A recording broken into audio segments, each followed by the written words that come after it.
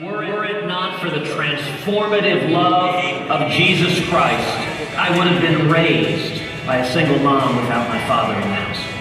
God's blessing has been on America from the very beginning of this nation. Over and over again, when we faced impossible odds, the American people rose to the challenge. This is our fight, and that is why I'm running for President of the United States. I'm Ted Cruz, and I approve this message. Without exaggeration, the Obama administration will become the world's leading financier of radical Islamic terrorism. We've had a sitting senator who also happens to be running for president suggest that I'm the leading state sponsor of terrorism. We don't play fast and loose that way. We have robust debates. We look at the facts. Iran's a state sponsor of terrorism. That Iran is, again, assuming this deal works out, about $150 billion in sanctions relief. They could use it to support international terrorism, right? It is possible, and in fact, we should expect that some portion of that money would go to the Iranian military and could potentially be used for the kinds of bad behavior that we have seen in the region up until now. Do you believe that Iran is the world's foremost sponsor of terrorism? Yes. And that they will use the conventional weapons made available by the Iran nuclear treaty to kill Americans or Israelis? Well, they may.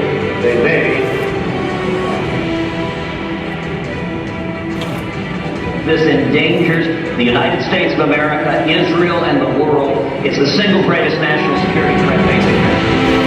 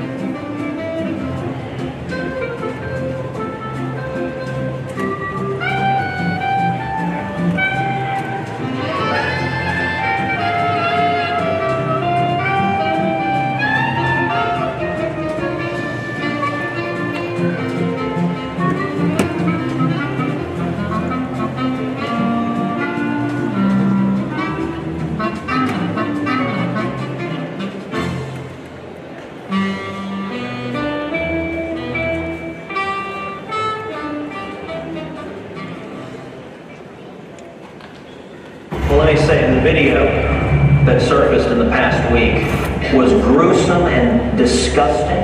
Between sips of wine and bites of salad, a Planned Parenthood doctor discusses getting money for tissue from aborted fetuses. Harvesting the organs of aborted fetuses for money. No empathy, no compassion, no emotion. Planned Parenthood took in over $500 million tax dollars in the process. The U.S. Department of Justice, if it were not simply a partisan arm of the DNC, should open an investigation and prosecute Planned Parenthood. And we should cut off every penny of taxpayer funds.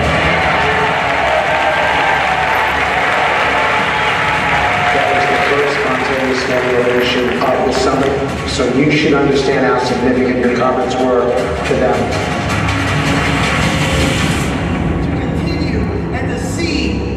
Future president.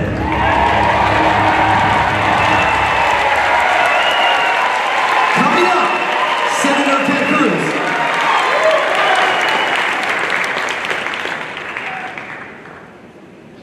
Weakness is provocative, and this Iranian nuclear deal is nothing short of catastrophic. If I am elected president on the very first day in office, I will rip to shreds this catastrophic Iranian nuclear deal.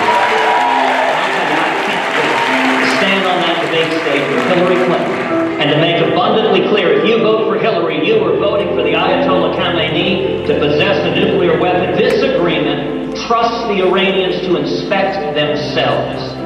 That makes no sense whatsoever. And let me know, President Obama is violating federal law by not handing over the side deals, and we ought to see the United States Congress stand up together and say, hand over this treaty and protect this country.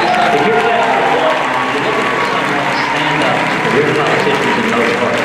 I'm the only one on this stage who has done that over and over again. On these videos, Planned Parenthood also essentially confesses to multiple felonies. We shouldn't be sending $500 million of taxpayer money to funding an ongoing criminal enterprise. You know, Obama's committed to his principles. We need to stop surrendering and start standing for our principles. I am the only candidate on the stage who helped lead the fight to stop a massive amnesty plan in 2013 when Barack Obama and Harry Reid joined the Washington Republicans, and I fought to defend the Constitution my whole life, and I will as president as well. I was proud to lead 31 states before the U.S. Supreme Court defending the Second Amendment, and we won that landmark victory. If I'm elected president, every single Supreme Court justice will faithfully follow the law and will not act like philosopher kings. You want to know what I'll do as president?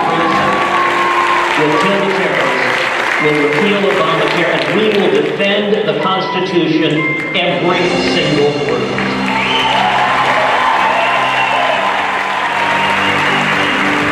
Consistent, conservative, and trusted. That's who Ted Cruz is. Well, I'm very excited to end my part here. It's getting hot in this suit. But I want to thank you guys for coming today. This is a very historic day. This is a day when Americans have got together in a city where we say enough is enough. We have skipped our jobs today. Children have skipped school. People have come here and they have said we are ready to reignite this promise.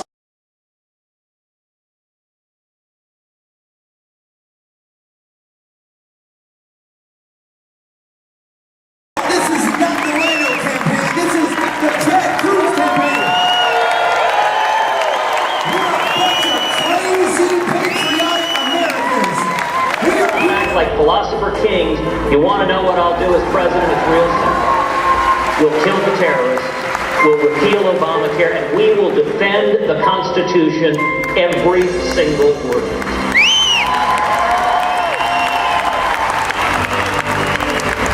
Consistent.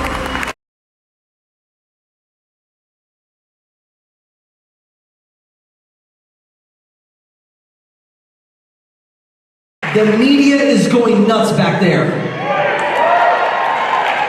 They're going crazy. They want to get a word in, but here's what's going to happen. I want this place to explode. I want those interviews to stop because you are being too loud. So what we're going to do is I want you guys to just get thunderous. We're going to make some noise. We're going to play a song. Listen to this. I actually chose a song. It's called Hail to the Chief. So we're going to play that, and we want you guys to get ready. And when he takes the stage, I want you to rip the roof off of this church. Pastor can fix it later. Let's make some noise and get ready for Senator Ted Cruz.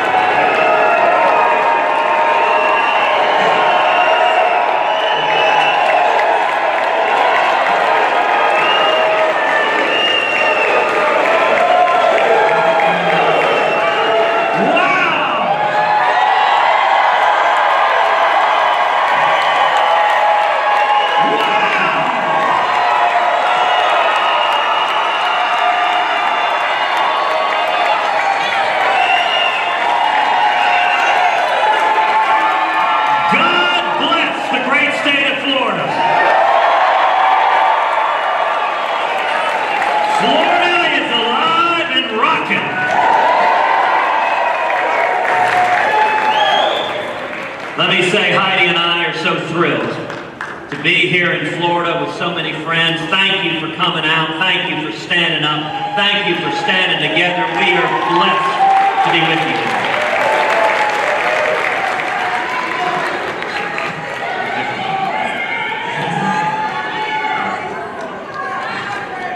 Gracias. Muchísimas gracias. Sí. So, you know, Heidi and I's daughters, Caroline and Catherine, they're 7 and 5. All right, that's very cool. A dog for the campaign. That is what, a dog wearing a t-shirt, that is awesome.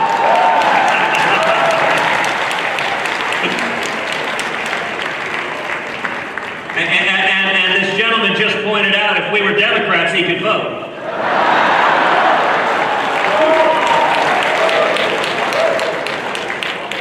You know, Caroline and Catherine, they're 7 and 5, and I remember a time a few years back that we brought the girls to Florida. We were down at the beach in Florida on vacation. At the time, Caroline was 3, and Catherine was a little bitty baby. And we were there with some dear friends of ours who have little girls as well. And Caroline wanted to go in the car with a friend, and there wasn't room. And she promptly fell to the floor, threw a fit, started screaming, crying, yelling. I know none of y'all have ever had a child. Well, Heidi is tough. She's very tough, and she sat Miss Caroline down. She gave her a talking to that got that young lady's attention. She straightened up. So we went to dinner. We had a very nice dinner, and that night we went back to the hotel room. And Caroline gets it down on her knees to say her goodnight prayers. And she looks up and she goes, "Dear Jesus, tonight we had a situation. And I'm not sorry, but it's not going to happen again." And I'll tell you, Heidi and I just bit our tongues at that precious, precious, precious prayer of a child. But you know, it really sums up an awful lot of what is happening in this country right now. In those words, we have a situation in this country. America's in crisis. We're bankrupting our kids and grandkids. Our constitutional rights are under assault each and every day, and America is receding from leadership in the world. And yet I'm here with a word of hope and encouragement and exhortation.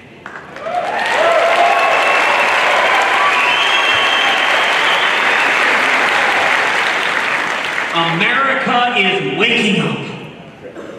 All across Florida, all across this country, people are waking up and they're saying what we're doing doesn't make any sense. You know, I want to talk to you today about one issue that I think is fundamental in this country.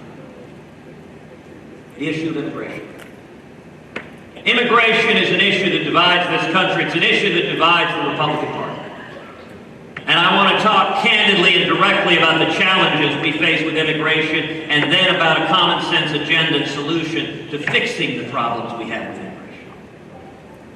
There is a fundamental divide right now in politics as it concerns immigration. In Washington, there is this unholy alliance between K Street and Wall Street. The giant corporations, their view of illegal immigration and amnesty is it's great. It's cheap labor. You drive down labor prices, makes everything cheaper for them, they think it's fantastic. And the sad reality is you have in Washington what I've called the Washington cartel.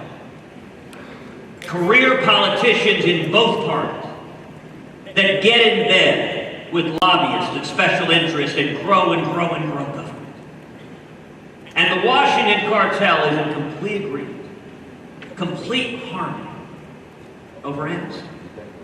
Because from their perspective, it is all upside. And so you see the Democrats pressing for more and more illegal immigration and more amnesty, and you see a whole lot of establishment Republicans saying, that sounds great to us because the same people are writing us checks too. And the people being left behind are the working men and women. The people being left behind are the legal immigrants. The people being left behind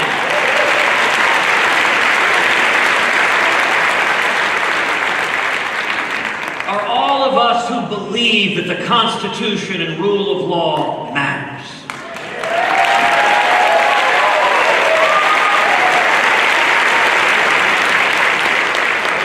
Listen, one reason why the establishment Republicans, why the Washington cartel is not troubled by illegal immigration, is not troubled by amnesty, is that none of them are losing their jobs to an illegal immigrant.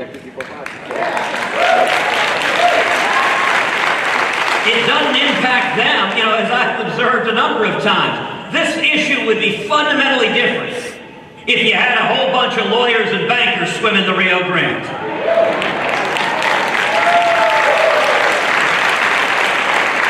I'll tell you what, then we'd build a wall.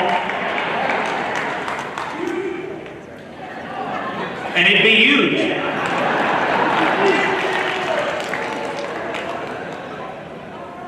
Listen, the common sense principles that most of us understand, that most Americans agree with on immigration, they're not complicated. It's legal, good. Illegal, bad.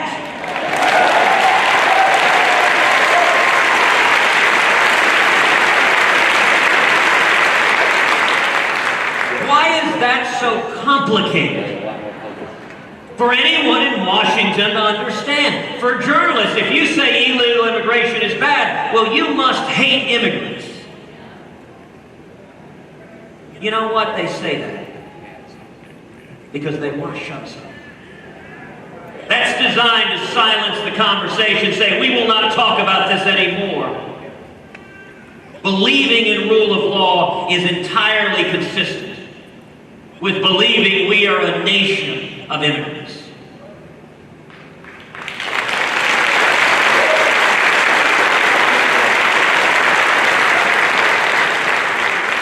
As you know, I am the son of an immigrant who came legally from Cuba 58 years ago.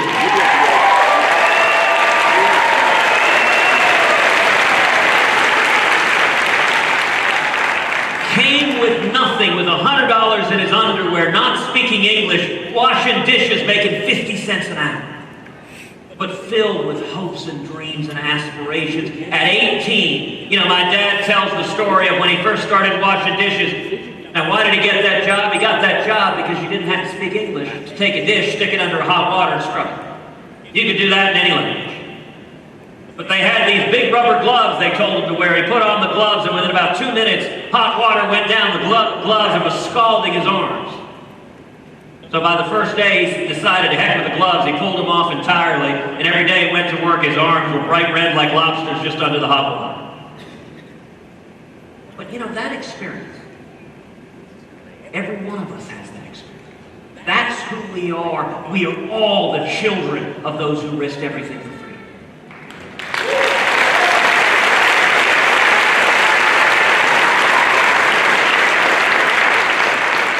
And one of the reasons your parents and my parents risked everything to come to America is because we are a nation under rule of law, under the Constitution. We don't violate or ignore our laws.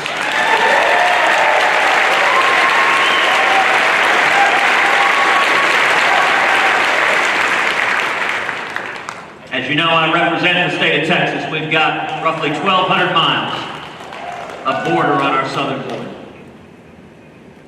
The media doesn't like to talk about the problems from illegal immigration. They don't like to talk about the crime. As people cross the borders and commit crimes, and we don't know who's coming in. The media doesn't like to talk about the national security threats, as you have countries that are serious threats with their nationals crossing the southern border that we don't know who they are, we don't know where they're coming from, whether it is ISIS or Ebola. Our ability to detect who's coming into this country and threatening the people of America is negligible as long as the federal government is not securing the borders.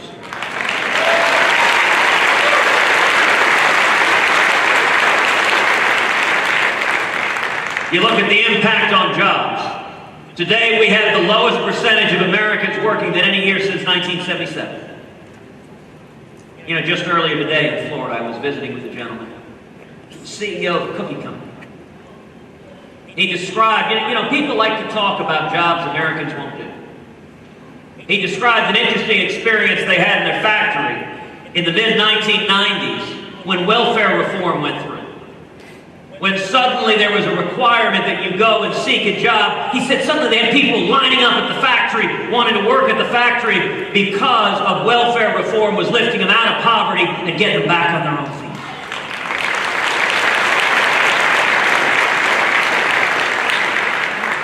And then there's the impact on wages. A steady flow of illegal immigrants coming in, driving down wages, impacts the wages of just about every person here. As I observed in the last debate, if it were a bunch of people coming over with journalism degrees, driving down the wages of the media, then suddenly people would discover, goodness gracious, this must stop.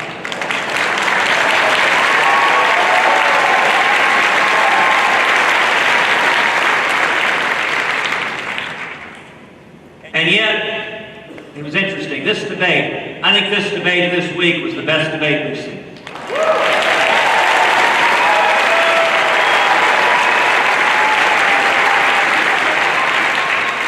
It was substantive, it was meaty, it got into real distinctions without the moderators insulting and belittling and condescending and attacking everyone.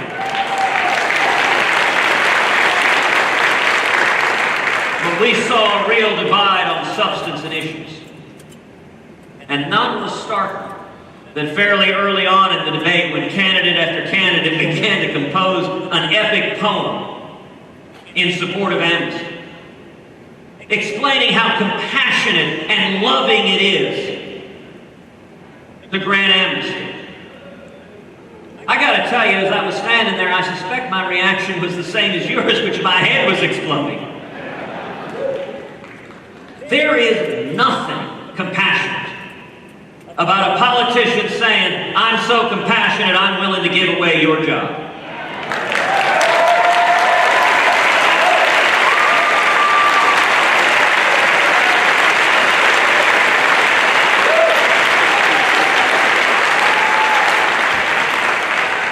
That's not compassionate.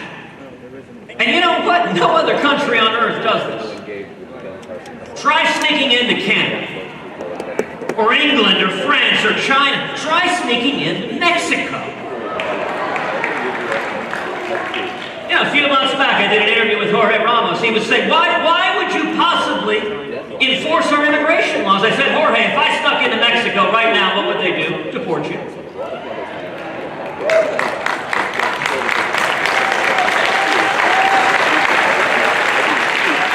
Do our laws not deserve the same respect as every other country on earth?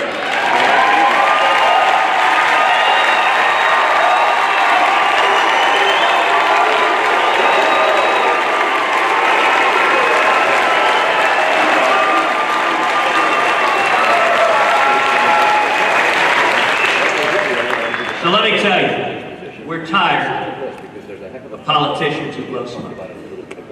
Enough talk. We're going to solve this.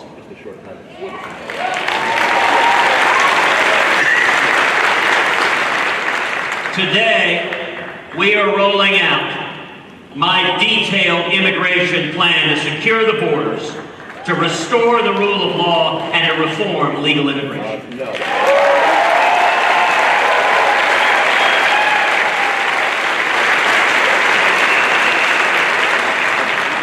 It's easy to talk in generalities, but the rubber meets the road on the specifics of what each candidate is willing to do to actually solve this problem. Let's start with securing the border.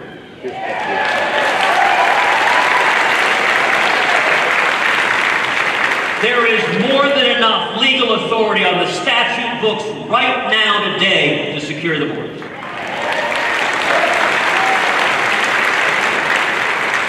The problem is political will. We've had Democrats and Republicans unwilling to actually get the job done. I give you my solemn word today. if I am elected president, we will secure the border.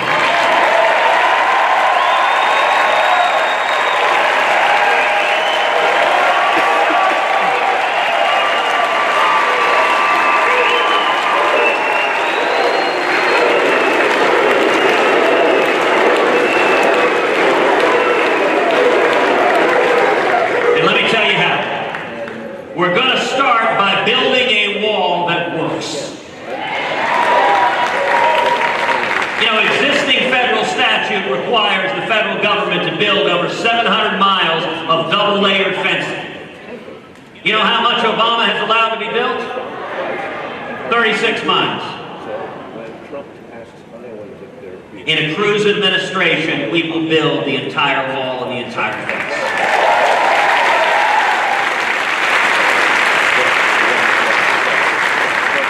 You know, when you spend time on the border, as I've done, when you visit with law enforcement down there, you ask what's most effective. They tell you over and over again, boots on the ground. Nothing is more important than boots on the ground. We will triple the U.S. Border Patrol.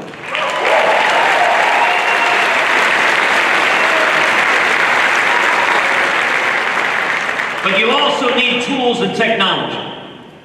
That's why we're going to increase fourfold the fixed-wing and rotary-wing aircraft to monitor the border and to alert immediately when there's an attempted illegal crossing.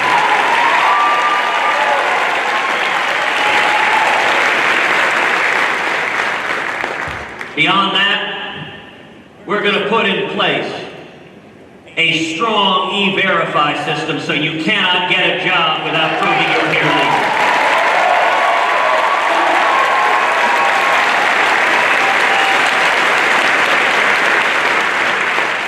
Now that's existing federal law right now, but we don't have the political will to do it. A Cruz administration will follow the law and get that done.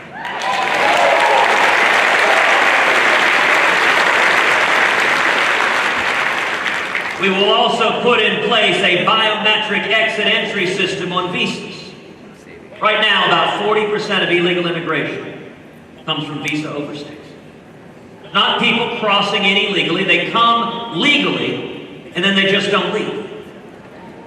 For many years, federal statutes have required a biometric exit-entry system. You think about it. FedEx can track a package anywhere in this country at any given moment. You can pull up on your iPad and figure out, right now my package is over Detroit. And yet the federal government has no idea which visa holders are here and which ones have left because they don't bother to even check. We will get it done.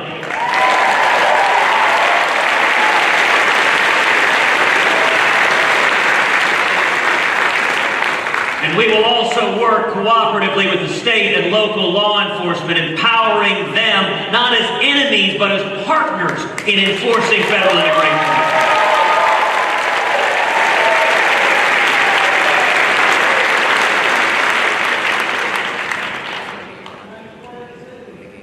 It's coming. And then we will restore the rule of law.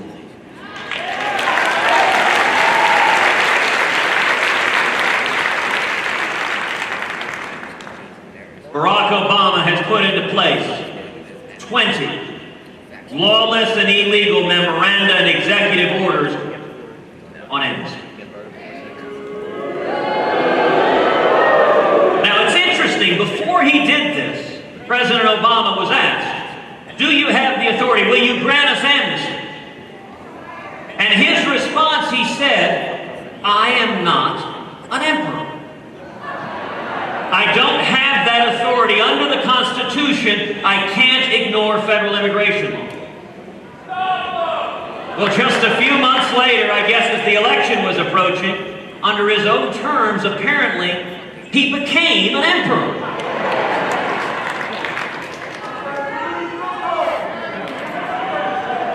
If I am elected president,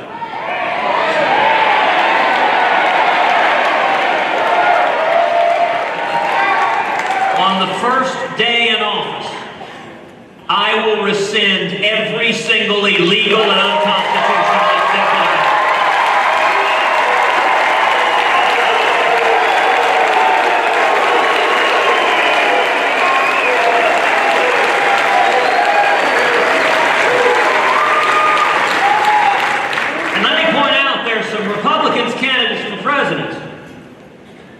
who don't want to answer that question. They don't want to answer that question, would they rescind those illegal executive orders? Or sometimes they answer them one way on English stations and another way on Spanish stations. I think that's a question every Republican candidate needs to be asked and needs to answer. Would you maintain the lawless Obama amnesty programs, or would you cancel them on the very first day in office?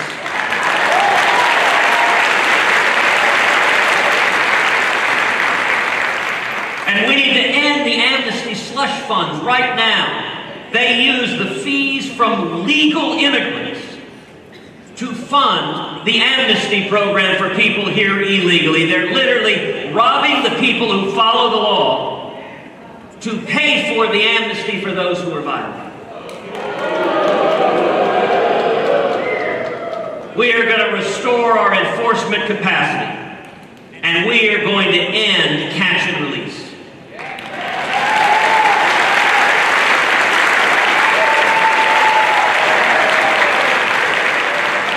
It is no longer going to be the case that we apprehend people here illegally, say, okay, come to a court date in 6 months, bye-bye, and we never see them again. And then there are criminal, illegal aliens. You look at sanctuary cities. There are 360 sanctuary jurisdictions in the United States of America. In a Cruz administration, we will end sanctuary cities.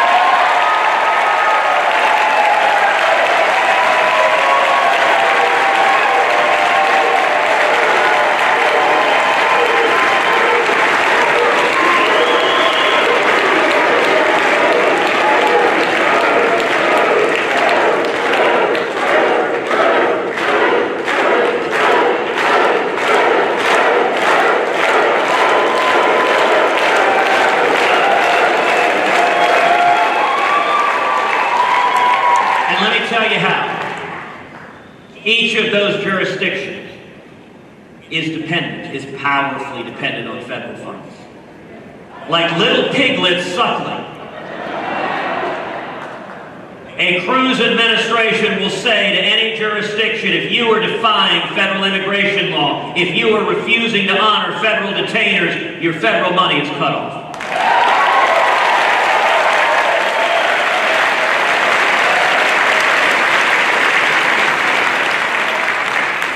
In the year 2013, the Obama administration released to the public over 104,000 criminal illegal aliens. Released them. Among those were 193 murders. Illegal aliens with homicide convictions that they released to the public. Among those were roughly 400 with sexual assault convictions. Among those were over 16,000 with drunk driving convictions. You know, a couple of months ago, the head of Obama's immigration enforcement was testifying in front of the Judiciary Committee. And I asked her a few gentle questions. In particular, I asked her, I said, how many murderers did the Obama administration release this week? I don't know, is what she said. How many rapists? I don't know. How many drunk drivers? I don't know.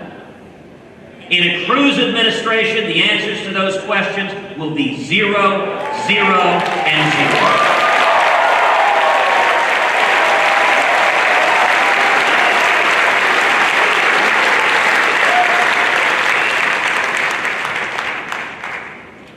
You know, we all saw the tragic consequences of releasing criminal illegal aliens to sanctuary cities just a few months ago in San Francisco. With the tragic murder of Kate Steiner.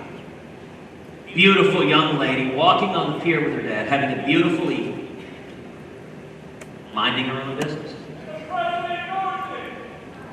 Has the president even ever uttered her name? The president has plenty of time for Ahmed the Clock Kid. But no time for Kate Stanley. You look at Kate. She was shot by a repeat felon. Had been in and out of jail. Had been deported over and over and over again. But because we don't secure our border, he came across over and over and over again. And he came to San Francisco. Why? Because San Francisco proudly calls it a sanctuary city. San Francisco proudly welcomes illegal aliens, and it proudly defies federal laws with violent criminal illegal aliens. It says it doesn't matter, we welcome them to our jurisdiction. You want to understand the stakes of what this fight is about? Nothing puts it better than the words of Kate Stanley as her father held her in his arms. Her last words were simply, "Help me, Dad." Look, as the father of two daughters, I cannot imagine the agony of looking at your little girl as she breathes her last breath, and there's nothing you can do about it. We're going to help this country, and we're going to solve this.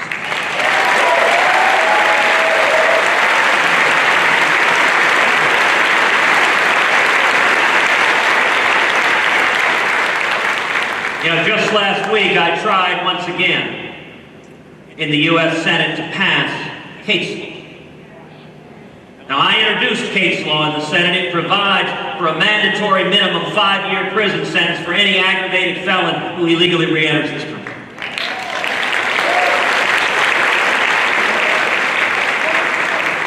Now, when I tried to pass it in the Senate, Harry Reid, the Democrat, stood up and objected. And Harry Reid said, well, the problem with it is it's too expensive. Help me on this. When has Harry Reid ever thought anything was too expensive? This is a man who has overseen Barack Obama building $18 trillion in national debt. And he says it's too expensive to lock up murderers and rapists. And then the second thing he said is this is anti-immigrant. Now, I'll tell you my response. I said, you know, the Democratic leader just said it's anti-immigrant to want to lock up murderers and rapists as the son of an immigrant who came legally to this country. Let me tell you, that's offensive.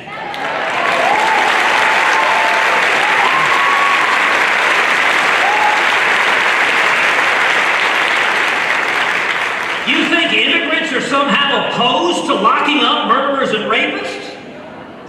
Only if you are the Democratic Party where you're pandering and scaring and trying to divide people on racial and ethnic lines.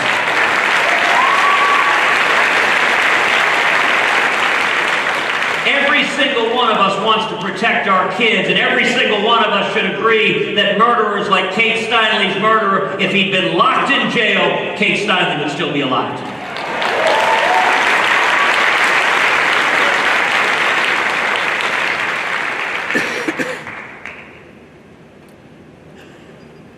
And then we need to reform legal immigration.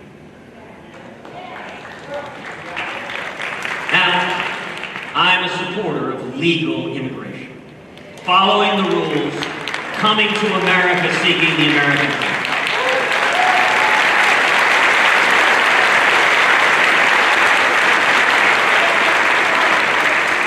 But legal immigration needs to be structured so that it serves America's needs, so it benefits our nation rather than undermining our nation.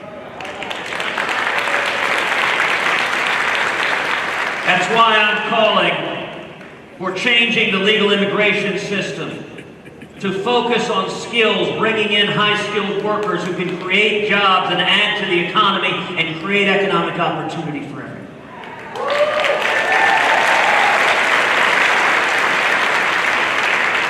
On ending chain migration and following the pattern that country after country has done of bringing in doctors, bringing in people who can meet needs we have here, looking at the needs of the American people instead of taking away their jobs.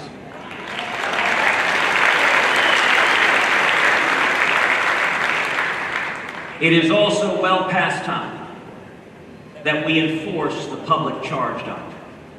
What is the public charge doctrine? It is existing law that says you cannot come legally to this country unless you and your sponsor can certify you will not become a public charge. You will not become dependent on the government.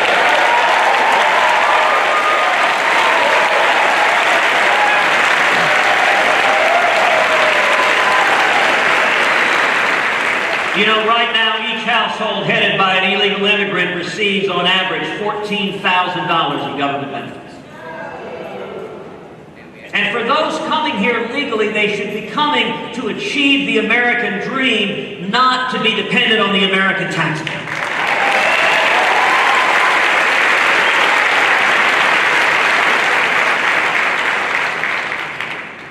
Related to that, very few countries on earth have the laws we have here that says any child born on this soil, whether or not their parents are here legally or not, is given one of the most precious and incredible gifts imaginable, automatic U.S. citizen. It is well past time to end birthright citizenship.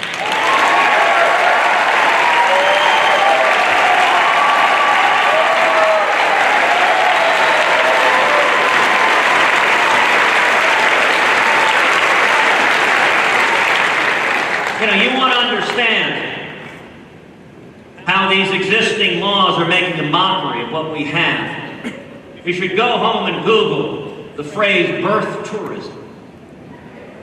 There's a whole abundant industry of people coming from all over the world, women 7, 8 months pregnant. They get a tourist visa, especially from Asia. It's very popular coming from Asia to California.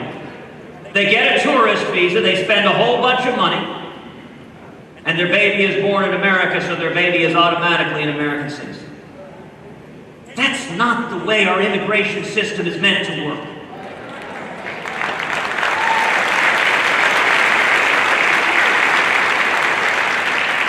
If someone wants to come to this country, we have laws set up that you go and apply, and you go and demonstrate you won't be a public charge, and you go and demonstrate you have the skills to add to the economy. We welcome people from all over the world, but we shouldn't welcome people defying and gaming our laws.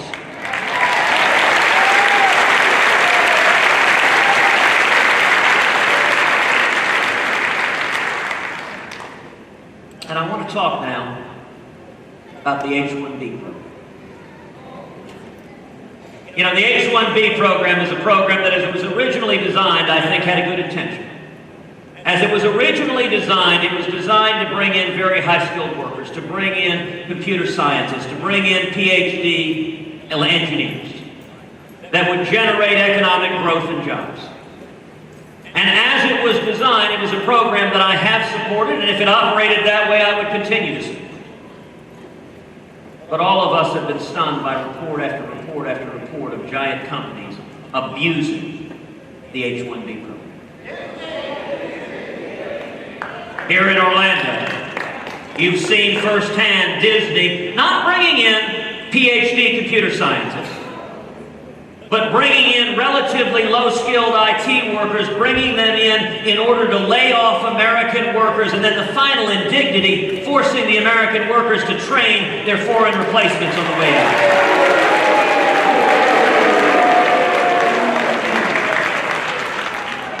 That is fundamentally wrong. It is an abuse of the system. It is unacceptable, and it will stop.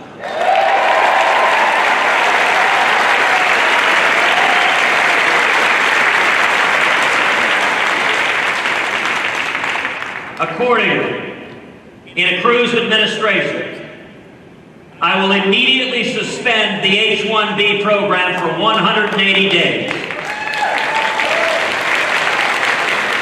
to conduct an intensive investigation and audit into each of the companies receiving these visas, to disqualify any company that has abused it, and to prosecute any company that has violated it.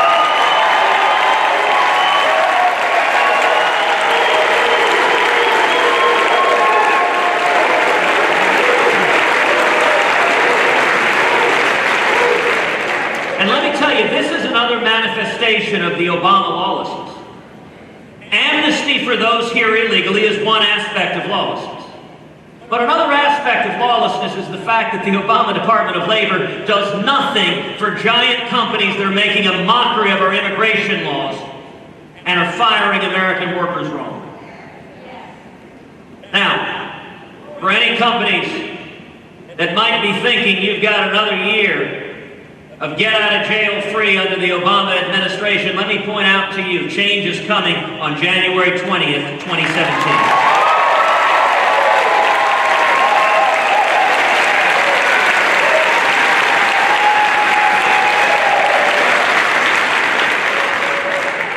In addition to a thorough investigation and audit of the program to make sure we stop those who are abusing the systems, I am introducing a package of fundamental H-1B reforms. Number one, creating an advanced degree requirement. If you want to come in on an H-1B visa, you need to have a graduate degree or a PhD. It needs to be what it was designed for.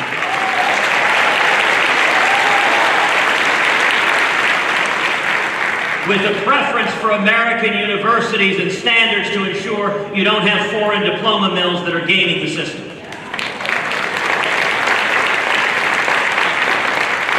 Creating a statutory cooling off period. So if you bring in H-1B workers, you can't lay off American workers for a period of time after that. You're not allowed to trade one for the other.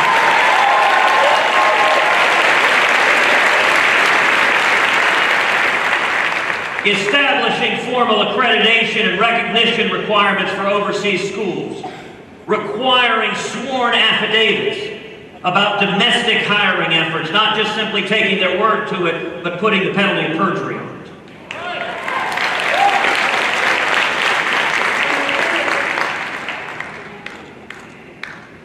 And then we look at our refugee programs. Listen, when it comes to asylum and refugees, this is an issue that's personal.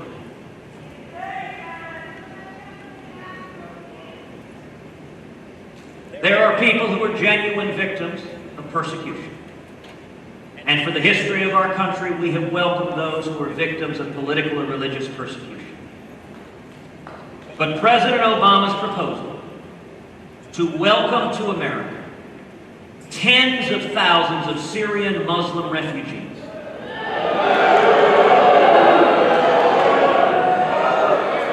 makes no sense whatsoever.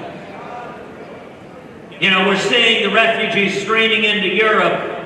One study indicated that of those refugees, roughly 77% are young men. Now that is an unusual demographic profile for a refugee wave. The director of national intelligence said, it is very likely that among those refugees coming into Europe are a significant number of ISIS terrorists. Let me say plain and simple, it is lunacy to be bringing refugees into this country who may be terrorists trying to murder Americans.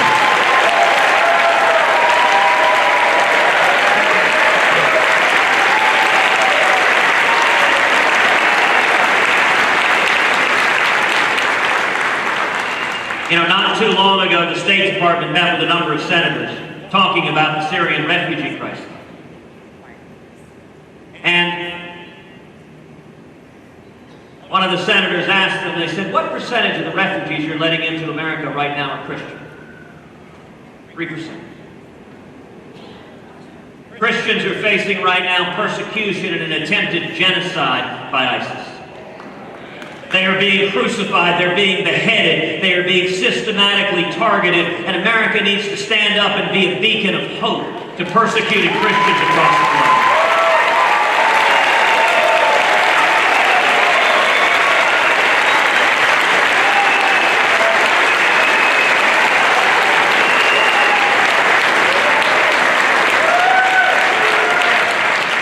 The Syrian Muslims who we cannot do adequate background checks on, who we cannot determine if they have terrorist ties, many of them are facing a humanitarian crisis, but they need to be resettled in the Middle East in majority Muslim countries.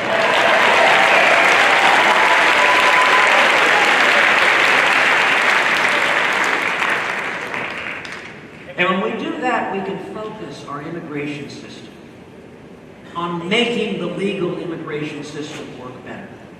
We can take the funds that the Obama administration is siphoning away from legal immigration to fund amnesty. We can put it back in the legal immigration system.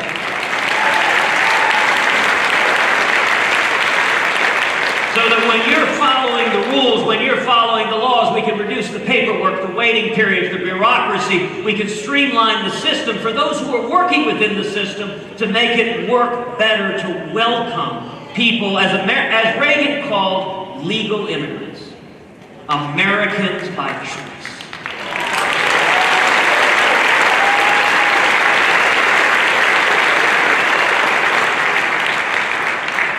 You know, 8 years ago, President Obama told us that he wanted to fundamentally transform this country.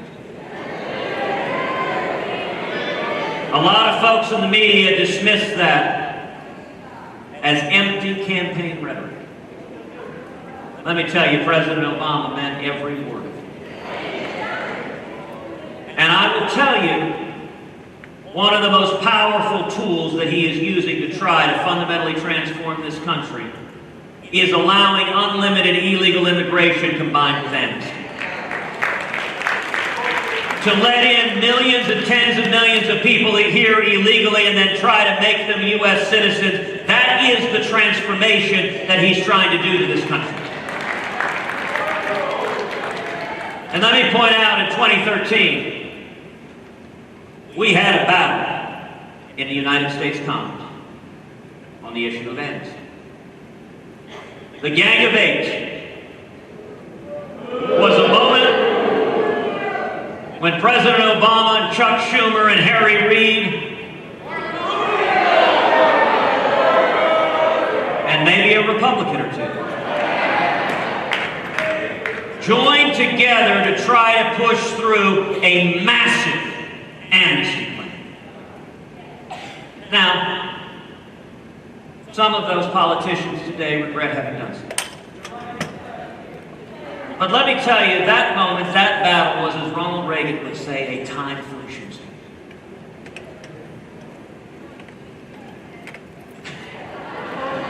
You know, in the Alamo, William Barrett Travis drew a line in the sand. And he told the men there, you could choose to step across that line or not. I'm reminded of a great story. Former senator from Texas, who I think very, very highly of, Phil Graham.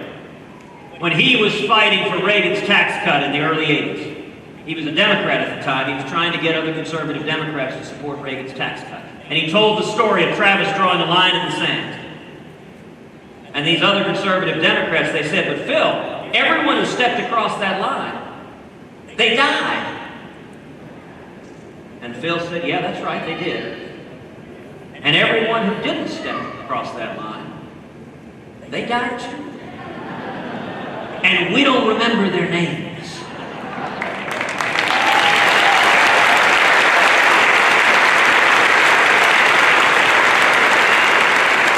Where you stood up and lined up on the Gang of Eight bill was a time for choosing for each leader to decide, do you stand with the Washington cartel or do you stand with the working men and women of this country?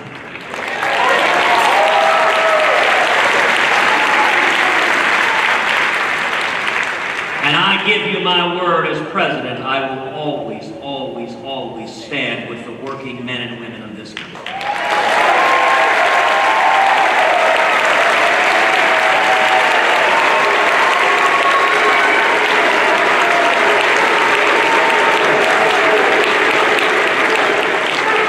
Now, why is amnesty such a fundamental issue of transformation? Well, let's look to an example of the last time Congress went down this road. 1986, Congress told the American people, there were 3 million people here illegally, they said, we're going to grant amnesty to these 3 million people. And in exchange, we're going to secure the borders. And the American people at the time said, okay, we accept that deal. That sounds reasonable, we'll take it. We all know what happened. The amnesty happened.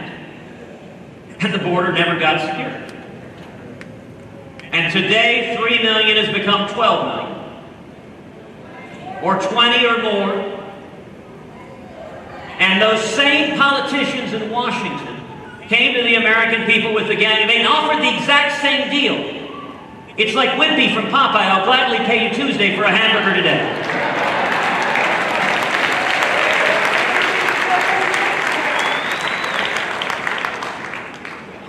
Yeah, young people are going to have to look up to see what Popeye is.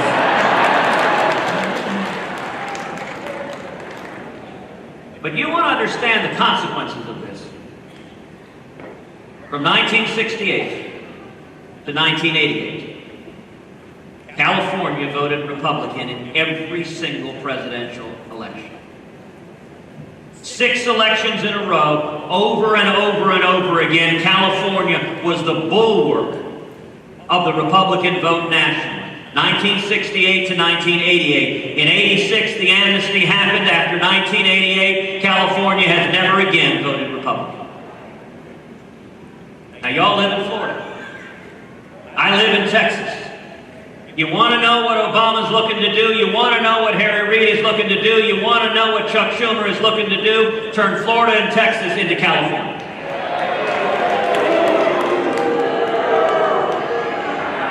Now that does make someone pause for a second and think, what Republican in their right mind would support that? Hey, listen, if you support amnesty, you're supporting Florida having Democratic governors for as far as the eye can see. If you support amnesty, you are supporting our national debt growing and growing and growing and growing and bankrupting our kids and grandkids. If you support amnesty, you're supporting the Democratic Party's assault on religious liberty, assault on our Second Amendment, assault on our privacy. If you're supporting amnesty, you're supporting Common Core that the big government Democrats are trying to force on our schools. If you're supporting amnesty, you're supporting the Obama-Clinton abandoning of the nation of Israel. If you're supporting amnesty, you're supporting the Obama-Clinton weakness and appeasement to radical Islamic terrorism. Indeed, the Democratic unwillingness to utter the words radical Islamic terrorism. If you are supporting amnesty, you are supporting the Ayatollah Khamenei having nuclear weapons in Iran. That's why the Democrats support it. I understand that. But for all the pundits who say, gosh, the only way to win is nominate a candidate who's well-liked in Washington who supports amnesty. If we do that, we will lose.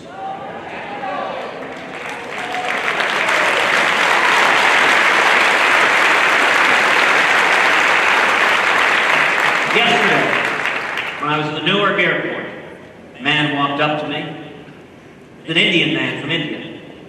He's a doctor. He came, shook my hand, and hugged me. He said, I came to America legally. He said, it took me over 10 years. It cost me thousands of dollars. I paid lawyers. I waited in line. I wanted to come to America. I practice medicine now in America. He said, thank you for standing for legal immigrants like me who follow the rules and believe in me.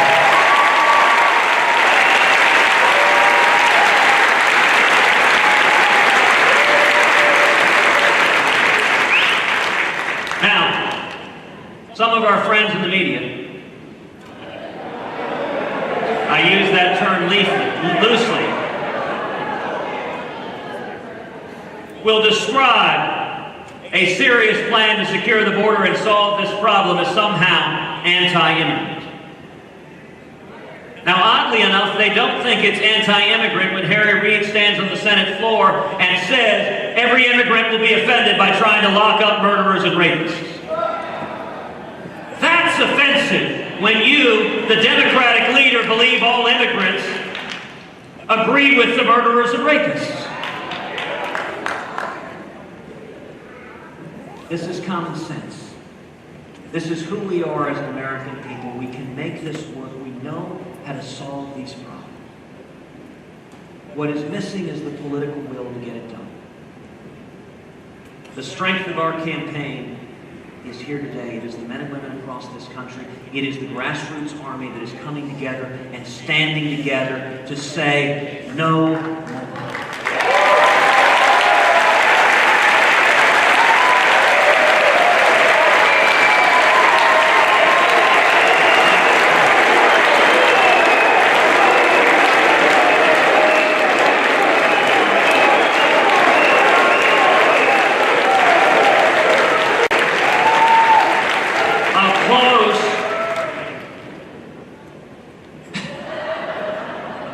That's a much better response. You know, every speaker lives in terror that you'll be talking, say the word in conclusion, and everyone cheers. So that's a much better response.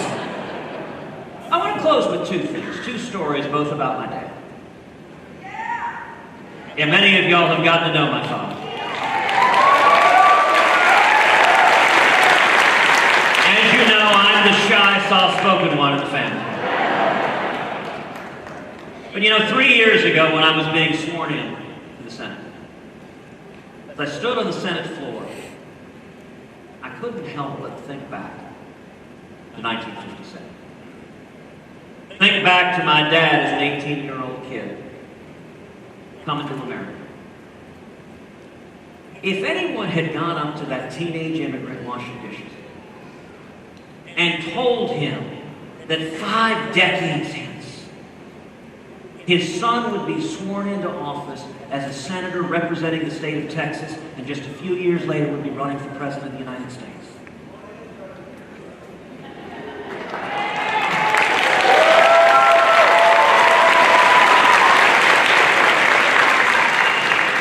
That 18-year-old kid never could have believed, never could have imagined that to be possible.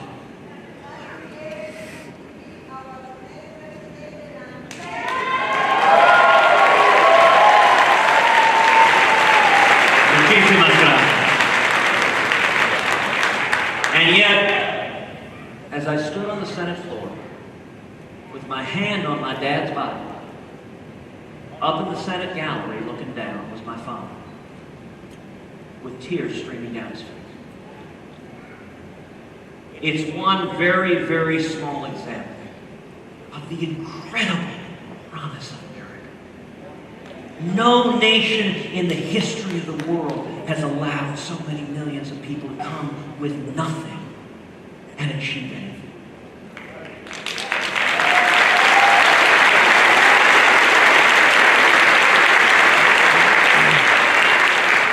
I tell you now, we can and will bring that back.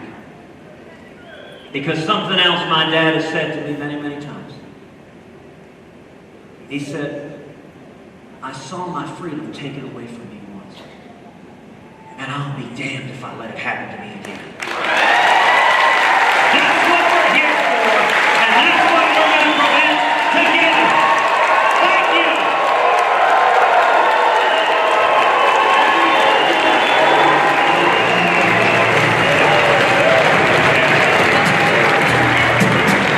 Ladies and gentlemen, Senator Ted Cruz.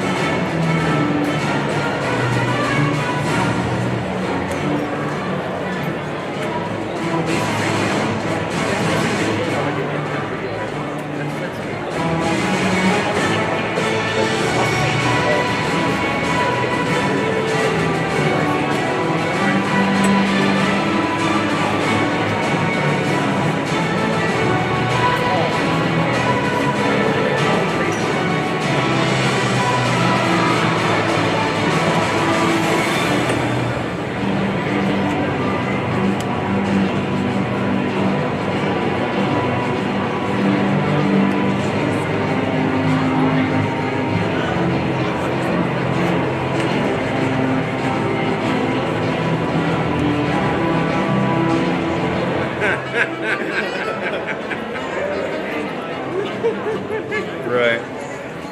Yeah, I'm gonna go. Where is Bishop Moore? Agency real quick, and I'll come back if Nick wants to set up For men's encounter? for the rehearsal. Oh, okay. That's right, you have wedding rehearsals. Right. She's gonna be pissed, but Yeah. Well, I could just wait on as him. fast as we can. It's not like I We're gonna do it as be fast back, as we and can. Julie Yeah. said she recorded everything there, so probably you not guys talking have to all her. the raw.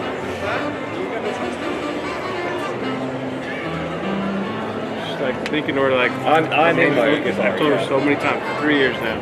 We are not a wedding like video company. Theoretically not, no. It's not my primary job. Not how long, like professional. How long did you guys get your wedding recorded? Yeah, right? How long did you Yeah. wait? Yeah, That should ask me. You should I'll do that then. She asked. And it was a guy's